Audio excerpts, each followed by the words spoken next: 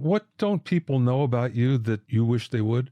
I don't know if I wish they knew anything about me, but I guess I would just say I have had a long and strange music career. I guess anyone that is in the music industry for a long time ends up having a long and strange career because you end up having to do all kinds of different things that didn't even exist when you started. Just give you my career sketch in 24 words or less. I was an acoustic bass player in college. I went to a special jazz school, the New School in New York, and I studied with some very famous people, including Reggie Workman and Gary Peacock. And then I moved to Japan, where I spent several years playing jazz mostly. And then I was interested in earning more money. So I got to the point where I was playing jazz almost every night and I was still broke. Then I started playing more like pop and that kind of thing. And I got a gigantic gig with a Hong Kong pop singer. And I spent 5 years in Hong Kong as a session musician, basically. And did hundreds of concerts with them all over the world. I played with some huge stars, the biggest stars, actually. And then after 5 years of that, I couldn't do it anymore.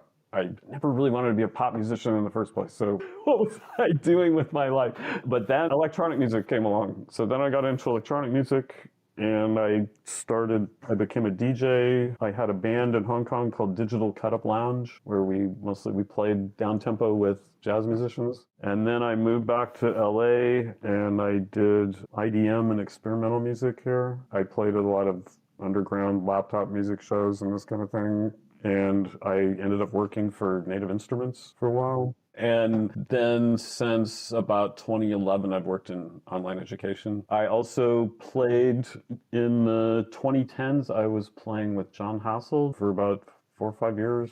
And I co-produced his last 2 studio albums and played in Europe with him. I was mostly playing computers for that. I also designed his laptop rig. So on his last tours, we were running all of his effects through his laptop. And so I designed this crazy setup where you could use different rocker pedals to route through different things. And then in the last few years, I've been doing a lot of ambient music, actually. I made an ambient bass guitar album a couple of years ago that I'm pretty proud of. And I did a solo ambient bass concert here in LA.